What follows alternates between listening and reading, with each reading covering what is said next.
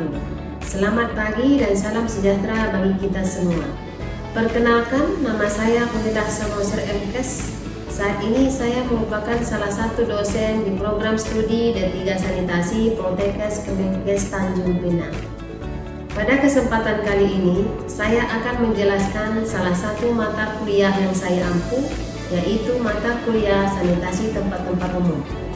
Pada sehari ini, saya akan menyampaikan pengajaran yang saya lakukan dengan menggunakan metode DIY, yaitu Delivery, Interaction, dan Assessment.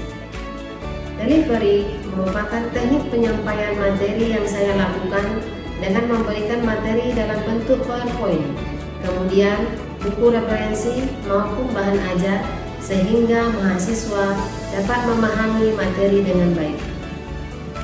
Interaction merupakan metode yang digunakan dengan cara tanya jawab pada saat proses pembelajaran berlangsung agar ada interaksi antara dosen dengan mahasiswa sehingga terdapat komunikasi dua arah. Assessment merupakan cara penilaian yang dilakukan sebagai hasil evaluasi dari proses pembelajaran. Mata kuliah sanitasi tempat-tempat umum yang merupakan mata kuliah wajib yang didapat oleh mahasiswa yang dipelajari pada semester genap dengan jumlah SKS 2 SKS yang terdiri dari 1 SKS teori dan 1 SKS praktek yang diampu oleh 2 dosen, yaitu saya sendiri dengan tim teaching. Berikut saya akan mendeskripsikan mengenai mata kuliah sanitasi tempat-tempat umum. Mata kuliah sanitasi tempat-tempat umum merupakan salah satu mata kuliah yang melakukan kajian tentang konsep dasar tempat-tempat umum, pengawasan kualitas air, limbah cair, udara, sampah, makanan dan minuman, serta vektor di tempat-tempat umum. Kemudian, penggunaan instrumen, persyaratan teknis fasilitas dasar kesehatan lingkungan, penyusunan rencana, pembelajaran, pelaksanaan, evaluasi daripada pengawasan kesehatan lingkungan di tempat-tempat umum. Kemampuan yang diharapkan setelah mempelajari mata kuliah sanitasi tempat-tempat umum adalah mahasiswa mampu menguasai konsep dasar dan prinsip sanitasi tempat-tempat umum, menguasai persyaratan fasilitas sanitasi, kesehatan lingkungan dan bangunan di tempat-tempat umum, menguasai prinsip penggunaan instrumen pengawasan di tempat-tempat umum, mampu melakukan pemeriksaan dan pengawasan sanitasi di tempat-tempat umum, serta mampu melakukan penyusunan rencana, pelaksanaan, pelaporan, dan evaluasi hasil pengawasan kesehatan lingkungan di tempat-tempat umum. Adapun capaian pembelajaran pada mata kuliah sanitasi tempat-tempat umum ini adalah: yang pertama, mahasiswa diharapkan mampu menjelaskan ruang lingkup, kriteria, dan tujuan pengawasan dari sanitasi tempat-tempat umum. Yang kedua, mahasiswa mampu melakukan pengawasan kualitas air, kualitas limbah cair, udara, sampah, makanan dan minuman, serta keberadaan vektor di tempat-tempat umum. Yang ketiga, mahasiswa mampu menjelaskan prinsip penggunaan instrumen tentang pengawasan kualitas air, limbah cair, udara, sampah, makanan dan minuman, serta vektor di tempat-tempat umum. Yang keempat, mahasiswa mampu menjelaskan persyaratan sanitasi kesehatan lingkungan, bangunan, dan fasilitas sanitasi dasar kesehatan lingkungan di tempat-tempat umum. Yang kelima, mahasiswa mampu melakukan penyusunan rencana, melaksanakan, mengevaluasi, dan menyusun laporan hasil pengawasan kesehatan lingkungan di tempat-tempat umum. Berikut materi pembelajaran dalam mata kuliah sanitasi tempat-tempat umum ini terdiri dari 1. Sanitasi tempat-tempat umum, yaitu sanitasi kolam renang, sanitasi salon kecantikan, pangkas rambut, rumah makan, hotel, tempat ibadah, sanitasi pasar, dan sekolah. 2. Konsep dasar sanitasi tempat-tempat umum, Ketiga, persyaratan kesehatan lingkungan bangunan dan fasilitas dasar kesehatan lingkungan di tempat-tempat umum. Keempat, prinsip penggunaan instrumen pengawasan kualitas air, limbah cair, udara, sampah, makanan dan minuman, dan vektor di tempat-tempat umum. Yang kelima, prinsip pengawasan sanitasi kesehatan lingkungan, bangunan, dan fasilitas dasar kesehatan lingkungan. Dan yang keenam, personal hygiene sanitasi di sekolah. Sistem pembelajaran dan materi yang akan saya lakukan dalam satu semester adalah pada awal pertemuan saya melakukan perkenalan, membangun keakraban antara dosen dan mahasiswa. Kemudian saya menjelaskan kontrak perkuliahan yang akan dilaksanakan dalam satu semester untuk disepakati bersama agar mahasiswa mengetahui hak dan kewajibannya selama mengikuti proses perkuliahan, termasuk penjelasan modul perkuliahan agar mendapat gambaran pelaksanaan perkuliahan selama satu semester ke depan. Selanjutnya, saya akan mencoba mengetahui pemahaman masing-masing mahasiswa melalui asesmen dengan mereview kembali materi yang sudah saya sampaikan pada pertemuan sebelumnya. Adapun rujukan pembelajaran sebagai bentuk strategi dari proses penyampaian materi perkuliahan sanitasi tempat-tempat umum menggunakan beberapa strategi, yaitu textbook, diantaranya Inspeksi Sanitasi Tempat-tempat Umum sesi 1 dan 2 karangan Imam Santoso SKMMKes, dan Sanitasi Kesehatan Lingkungan karangan Yuda Francastino DKK. Kemudian media online digunakan untuk mencari topik yang menarik untuk dijadikan bahan diskusi terkait materi perkuliahan. Biasanya di awal pertemuan dilakukan review pembelajaran yang mana fungsinya untuk mengingat kembali materi-materi pembelajaran yang telah disampaikan sebelumnya, kemudian dilanjutkan dengan materi pembelajaran pada saat itu. Perkuliahan dilaksanakan dengan cara tatap muka agar proses pembelajaran lebih efektif dengan adanya interaksi langsung dengan mahasiswa dalam menjelaskan materi-materi pembelajaran pada kondisi tertentu. Kegiatan pembelajaran juga dimungkinkan dilakukan dengan menggunakan media Zoom meeting. Kemudian, untuk memuat bahan pembelajaran, video pembelajaran, forum diskusi, absensi, dan tugas mandiri atau kuis diinput ke dalam Google Classroom agar mahasiswa dapat mengakses secara langsung sebagai wujud tindak lanjut setiap pertemuan perkuliahan. Kedua, adalah dengan cara metode dan collaborative learning dengan mempraktekkan pengawasan lingkungan sanitasi tempat-tempat umum dan penggunaan instrumen pengawasan serta pemberian tugas melalui Google Classroom yang dapat didiskusikan agar mahasiswa lebih semangat dan semakin termotivasi dalam mempelajari materi pembelajaran. Bentuk interaksi lain juga telah dilakukan, yaitu dengan menggunakan WhatsApp Group untuk diskusi kelas terkait kendala-kendala selama proses perkuliahan. Pelaksanaan asesmen dalam pembelajaran merupakan cara yang saya lakukan untuk evaluasi penilaian terhadap mahasiswa.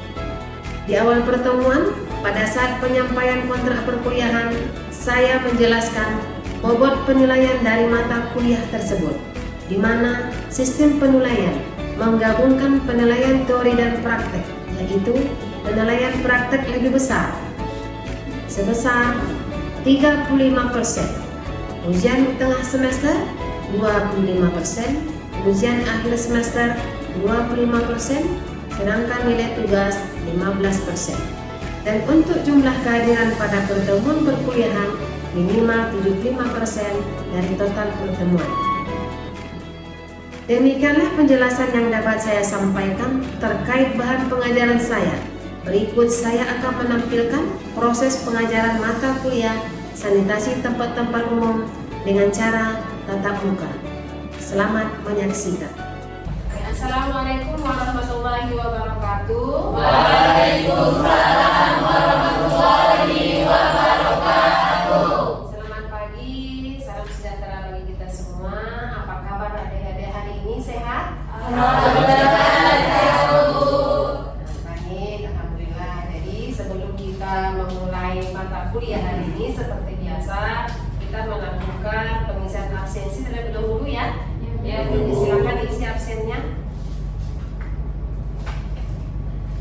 Sudah? Sudah diisi absennya? Sudah, Ya, Bu. bisa kita mulai ya.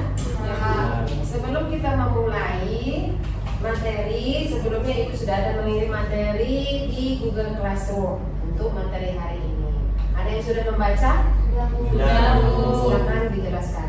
Putri, silakan. Kalau TTU itu ada depot air minum, pasar, terus ada salon, hotel, tempat ibadah, terminal, rumah makan, taman hiburan, bioskop, lingkungan kerja. Terus ada kriteria NTTU, tempat kesehatan permanen dan pembangunan, terus aktivitas pengelola, fasilitas dan perlengkapan yang digunakan diperuntukkan untuk masyarakat umum. Terus ada ruang lingkup STTU itu konstruksi bangunan, penyediaan air minum, pengelolaan sampah padat, air, kotor, limbah cair, dan kotoran manusia, hygiene sanitasi makanan, pengawasan sektor. Oke, jadi itu ya. Jadi materi hari ini yang kita sudah pelajari mengenai sanitasi tempat-tempat umum, yang materinya salah satunya yaitu mengenai nanti pengertian daripada TTU, kemudian kriteria, ruang lingkup, sampai kepada tujuan dan pengawasan yang akan dilakukan nanti pada saat kita ke lapangan. Ya. Jadi, adapun setelah mempelajari materi TTU nanti, capaian yang harus kita capai, berarti mahasiswa itu harus mampu menjelaskan konsep daripada TTU. Kemudian mampu menjelaskan daripada fasilitas sanitasi terdapat di TTU tadi, kemudian mampu menjelaskan penggunaan instrumen dan mampu melakukan pengawasan ke lapangan. Ya. Jadi sebelum kita lanjut pengertian mengenai TTU tadi, harus tahu dulu kepanjangan daripada TTU. Ya, ada yang tahu kepanjangan dari TTU? Tempat-tempat umum, Bu. Oke, terima kasih. Jadi TTU itu tempat-tempat umum yang artinya merupakan suatu tempat yang banyak dikunjungi atau tempat berkumpulnya orang melakukan suatu aktivitas yang secara terus-menerus. Itu dikatakan tempat-tempat umum. Kemudian sanitasi. Yang dikatakan sanitasi di tempat-tempat umum itu merupakan suatu usaha. Jadi usaha yang dilakukan untuk mengawasi beberapa fasilitas lingkungan yang berpengaruh terhadap kesehatan, yang berdampak terhadap kesehatan, yang memungkinkan terjadinya penularan penyakit kepada masyarakatnya. Ya, maka dilakukanlah upaya sanitasi di tempat umum tadi. Kemudian yang termasuk kepada kriteria tempat-tempat umum itu, salah satunya yaitu berarti diperuntukkan untuk masyarakat umum, tetapi bukan untuk hanya dikhususkan untuk perseorangan. Ya. Kemudian ada tempat, kemudian ada bangunan, ya. Mungkin ada terdapat aktivitas dalam tempat tadi yang dikatakan tempat-tempat umum tadi. Kemudian apalagi ada fasilitas yang terdapat di tempatnya. Jadi kriteria itu yang dikatakan tempat umum, jadi ada 4 tersebut. Ya, salah satunya yaitu diperuntukkan untuk masyarakat umum. Jadi sesuai dengan kriteria tersebut, kira-kira contohnya apa masuk dalam tempat-tempat umum ini? Ada yang bisa memberikan contohnya, memberikan contoh daripada tempat-tempat umum sesuai dengan kriterianya? Silakan. Depot air minum, Ya. pasar dan pusat pembelanjaan, salon, hotel, tempat ibadah, terminal, rumah makan, taman hiburan, lingkungan kerja industri, dan bioskop. Oke, itu ya. Nah, jadi itu dikatakan tempat-tempat umum sesuai dengan kriteria yang telah dijelaskan tadi. Ya. Kemudian lingkup daripada tempat-tempat umum itu dikatakan tempatnya yang harus kita perhatikan adalah salah satunya yaitu konstruksi dari bangunan itu. Jadi bagian dari konstruksi bangunan itu bisa dilihat dari dindingnya, ya, kemudian dari atapnya, kemudian dari lantainya, dan yang sebagainya. Itu termasuk kepada lingkup daripada TTU yang harus kita lihat. Kemudian selain daripada konstruksinya, kemudian ada airnya, penyediaan air bersihnya, kemudian ada apakah sumber air bersihnya, ada disediakan dari mana sumbernya. Dan itu harus kita lihat, yang ada di tempat-tempat umum. Kemudian air bersih, selain itu apa? Air limbah. Ya, kemudian apa lagi? Sampahnya. Ya, kemudian apa lagi? Jambannya. Ya, mulai dari tempat sampahnya, apakah sudah tersedia, sampai kepada jumlahnya, terus kepada limbah airnya, kemana dia buang, apakah menggunakan saluran air limbah, dan yang sebagainya. Terus higien makanannya. Bagaimana higien sanitasi makanan yang ada di tempat umum tadi? Seperti dibilang, tempat umum itu banyak, ya. Ada yang di pasar pasti dia menjual makanan. Jadi bagaimana keadaan makanan yang dia jual di tempat tersebut? Jadi dilihat higien sanitasinya. Kemudian vektor. Apalagi vektornya. Jadi dilihat bagaimana vektornya di sana. Jadi itulah termasuk lingkup tempat-tempat umum yang harus kita perhatikan pada saat kita melakukan survei, pada saat kita melakukan pengawasan. Dari lingkup tadi, kira-kira kenapa perlu dilakukan pengawasan di tempat-tempat umum? Silakan Ija. Untuk mencegah timbulnya penyakit menular dan penyakit akibat terjangkit. Betul, ya. Jadi makanya perlu dilakukan untuk mencegah terjadinya penularan penyakit yang terdapat di tempat-tempat umum tersebut. Ya. Kemudian kegiatan apa yang harus kita lakukan di tempat-tempat umum itu setelah kita melakukan, kita ketahui lingkup daripada TTU tadi, yaitu melakukan penyuluhan. Ya. Kita lakukan penyuluhan karena tadi ada ruang lingkup daripada TTU yang tadi yang bisa menyebabkan penularan penyakit. Jadi kita lakukan penyuluhan, tujuannya adalah untuk mengedukasi masyarakat, terutama yang menyangkut pengetahuan mereka, ya, mengenai sanitasi tempat-tempat umum itu seharusnya bagaimana. Ya. Kemudian melakukan pengawasan dan pemeriksaan, kemudian dilakukan survei, ya, terhadap apa? Terhadap tempat-tempat umum yang kita lihat. Kemudian apalagi kepada manusianya itu sendiri. Jadi itu yang dikatakan kegiatan yang harus dilakukan di tempat-tempat umum. Tujuannya apa kita lakukan? Satu adalah untuk memantau sanitasi lingkungan yang ada di tempat-tempat umum secara berkala. Ya, jadi secara berkala kita lakukan pemantauan di setiap tempat-tempat umum. Kemudian untuk apa? Membina dan meningkatkan peran aktif masyarakat. Jadi masyarakat itu ikut juga berperan, ya, untuk membersihkan lingkungan yang ada di sekitar tempat-tempat tersebut, ya, menciptakan lingkungan sehat. Kemudian apalagi? Mencegah timbulnya penularan penyakit disebabkan dari tempat-tempat umum. Kemudian kalau untuk melakukan pengawasan tadi kita menggunakan apa? Kalau untuk melakukan pengawasan tadi kita menggunakan apa turun ke lapangannya? Instrumen. Jadi kita menggunakan instrumen pada saat melakukan pemeriksaan ke lapangan. Yang digunakan adalah formnya, form inspeksi yang kita lakukan. Nanti sesuai dengan form yang dilakukan yang tertera, setelah kita melakukan inspeksi atau pengawasan. Pengawasan itu dilakukan secara berkala. Jadi yang melakukannya adalah dari pihak puskesmas yang bertanggung jawab di wilayah setempat. Ya.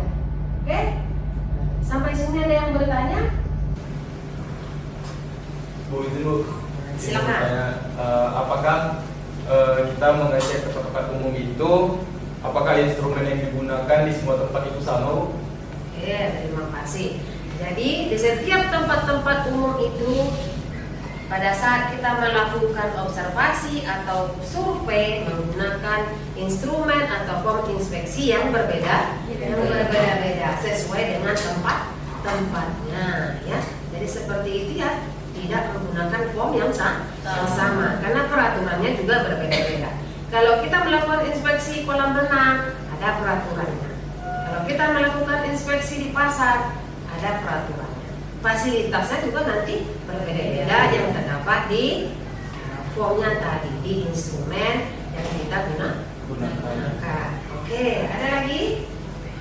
Kita lanjut ya. Kemudian setelah kita lakukan pemeriksaan atau pengawasan, lalu kita kasih kalau terdapat masalah atau kendala pada saat turun ke lapangan, maka kita lakukan beri saran-saran perbaikan. Saran-saran perbaikannya itu dilakukan berapa metode? Ada beberapa metode. Ada secara langsung maupun tidak langsung. Kalau dia secara langsung bagaimana? Jadi dikatakan secara lisan. Jadi disampaikan kepada, kalau ada pengelolanya, disampaikan kepada pengelolanya. Kalau ada masyarakatnya di situ, disampaikan kepada masyarakatnya. Jadi di setiap tempat-tempat umum itu, setelah kita lakukan pengawasan, jadi harus ada dikasih masukan.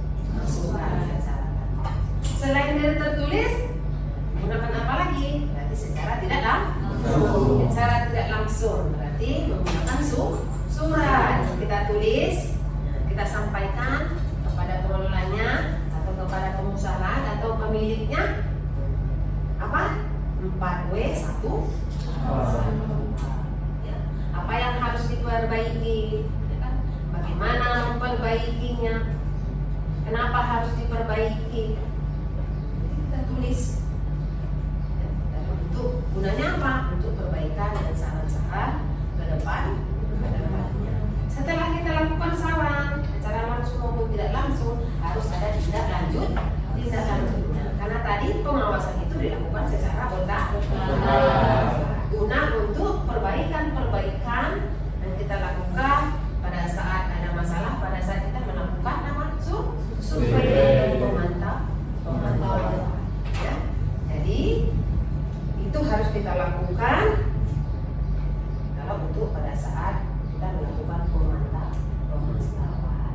Oke, sampai di sini mungkin kita berdiskusi dulu ya dengan kelompok. Nah, jadi kepada adik-adik silakan untuk membentuk kelompok diskusi. Mungkin ada beberapa kelompok yang nantinya tugasnya adalah mencari instrumen, kemudian membahas bagaimana cara penilaian dan pembobotan daripada instrumen yang kita gunakan nantinya. Yuk silakan diskusi.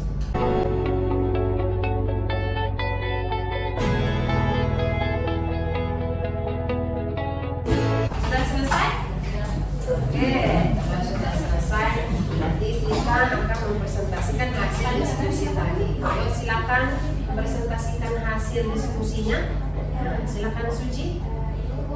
Untuk form inspeksi itu kita ada melakukan pengawasan dan pengamatan. Nah, di dalam komponen itu ada pengamatannya, terdiri dari variabelnya itu ada tata bangunannya, kemudian ada konstruksi bangunannya, persyaratan bangunannya, dan fasilitas sanitasinya.